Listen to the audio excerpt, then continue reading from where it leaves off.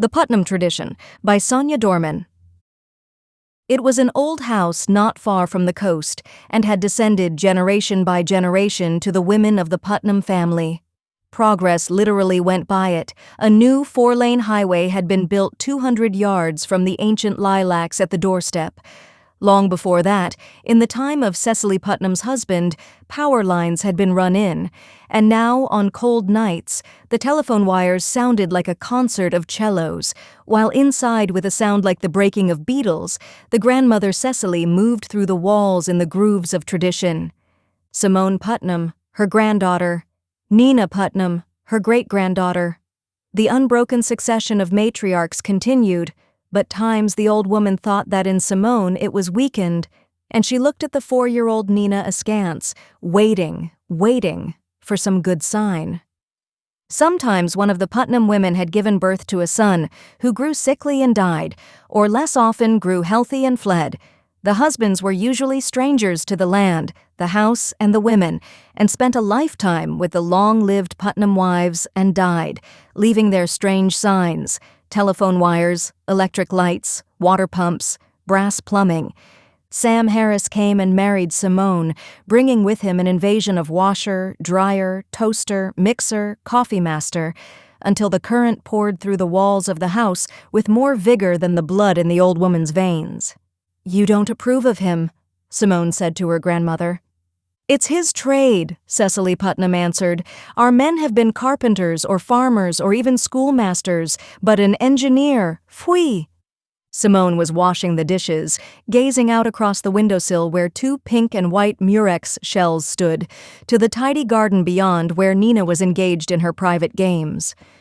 She dried the dishes by passing her hand once above each plate or glass, bringing it to a dry sparkle. It saved wear on the dish towels, and it amused her.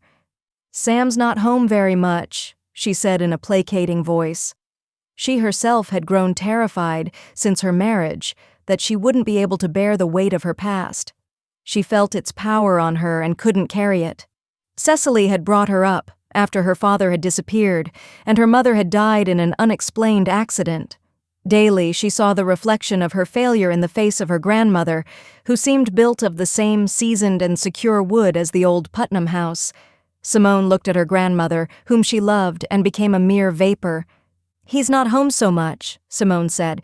Her face was small, with a pointed chin, and she had golden red hair which she wore loose on her shoulders. Nina, too, had a small face, but it was neither so pale nor so delicate as her mother's, as if Sam's tougher substance had filled her out and strengthened her bone structure. If it was true that she, Simone, was a weak link, then Sam's strength might have poured into the child, and there would be no more Putnam family and tradition. "People don't change that easily," the old woman said. "But things—" Simone began. The china, which had a history of 5 generations, slipped out of her hands and smashed. Sam's toaster wouldn't toast or pop up. Simone couldn't even use the telephone for fear of getting a wrong number, or no number at all. Things, her grandmother cried. "It's blood that counts. If the blood is strong enough, things dissolve. They're just garbage, all those things floating on the surface of our history. It's our history that's deep. That's what counts." "You're afraid of Sam," the young woman accused. "Not afraid of any man," Cecily said, straightening her back, "but I'm afraid for the child. Sam has no family tradition, no depth, no talent handed down and perfected, a man with his head full of wheels and wires." Simone loved him. She leaned on him and grew about him, and he supported her tenderly. She wasn't going to give him up for the sake of some abstract tradition. "It's not abstract," her grandmother said with spirit. "It's in your blood. Or why don't you sweep the floors the way other women do, the way Sam's mother must?" Simone had begun to clean the house while she was thinking, moving her hand horizontally across the floor at the height of her hip, and the dust was following the motion of her hand and moving in a small, sun-brightened river toward the trash basket in the kitchen corner. Now Simone raised her hand to her face to look at it, and the river of dust rose like a serpent and hung a foot below her hand. "Yes," she agreed. "At least I can clean the house, if I don't touch the good china and look where I'm going." "Pfui!" the old woman said again angrily. "Don't feel so sorry for yourself." "Not for myself," Simone mumbled, and looked again toward the garden where her daughter was doing something with 3 stones and a pie plate full of spring water. "I do despair of Nina," Cecily said, as she had said before. "She's 4 and has no appearance, not even balance. She fell out of the apple rose tree and couldn't even help herself." Suddenly, the old woman thrust her face close to her granddaughter. It was smooth, round, and sweet as a young kernel of corn. The eyes, sunk down under the bushy gray brows, were cold and clear gray. "Simone," the old woman said, "you didn't lie to me? You did know she was falling and couldn't get back in time to catch her?" A shudder passed through Simone's body. There was no blood in her veins, only water, no marrow in her bones. They were empty and porous as a bird's. Even the roots of her hair were weak, and now the sweat was starting out on her scalp as she faced her grandmother and saw the bristling shapes of 7 generations of Putnam women behind her. "You lied," the old woman said. "You didn't know she was falling." Simone was a vapor, a mere froth blowing away on the first breeze. "My poor dear," the old woman said in a gentle voice. "But how could you marry someone like Sam? Don't you know what will happen? He'll dissolve us, our history, our talents, our pride. Nina is nothing but an ordinary little child." "She's a good child," Simone said, trying not to be angry. "She wanted her child to be loved, to be strong." "Nina isn't a common child," she said with her head bent. "She's very bright." "A man with his head full of wheels who's at home with electricity and wires," the old woman went on. "We've had them before, but never allowed them to dominate us.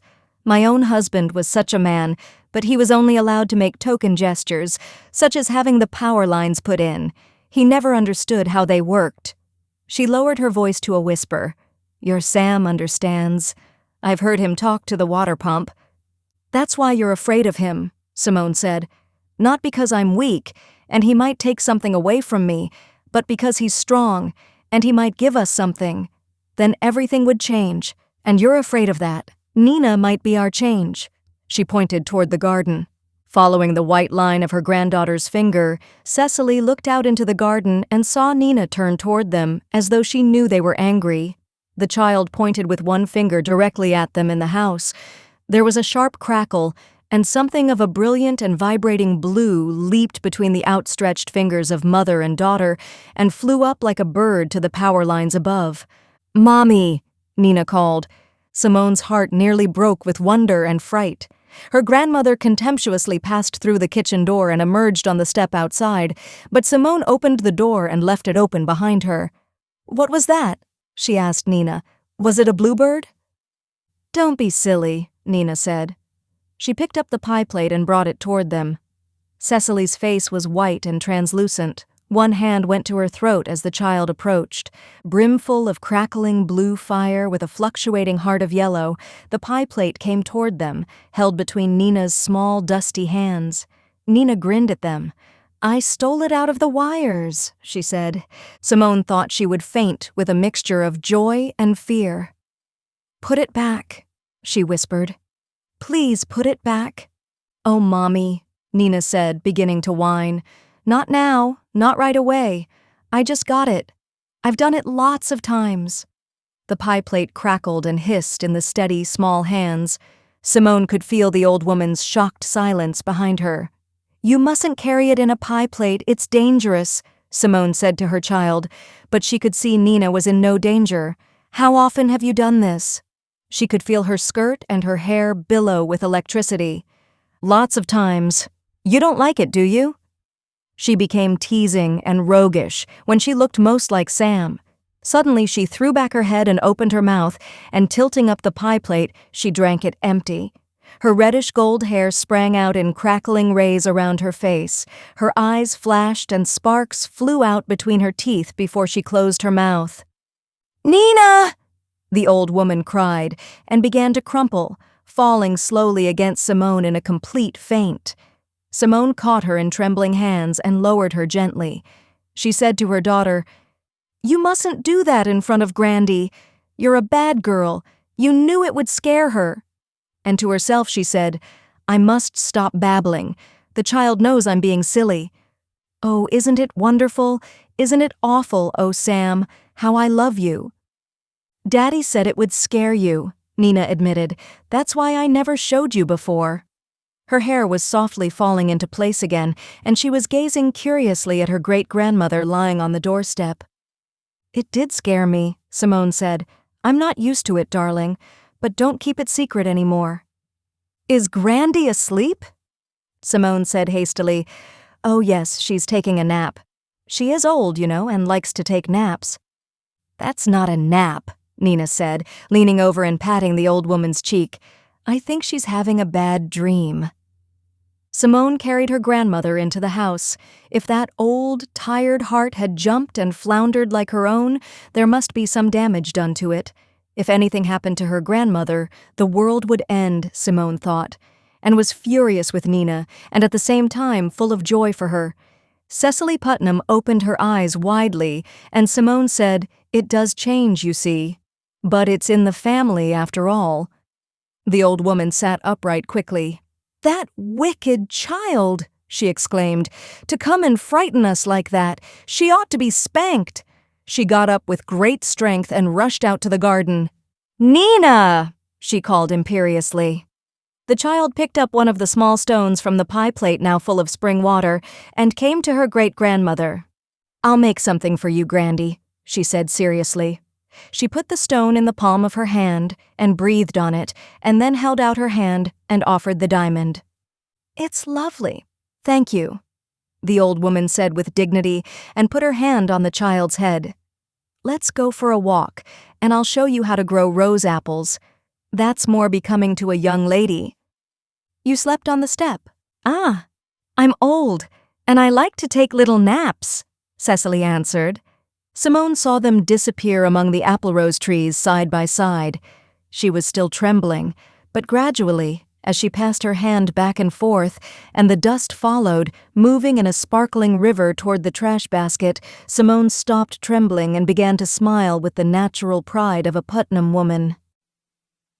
The end.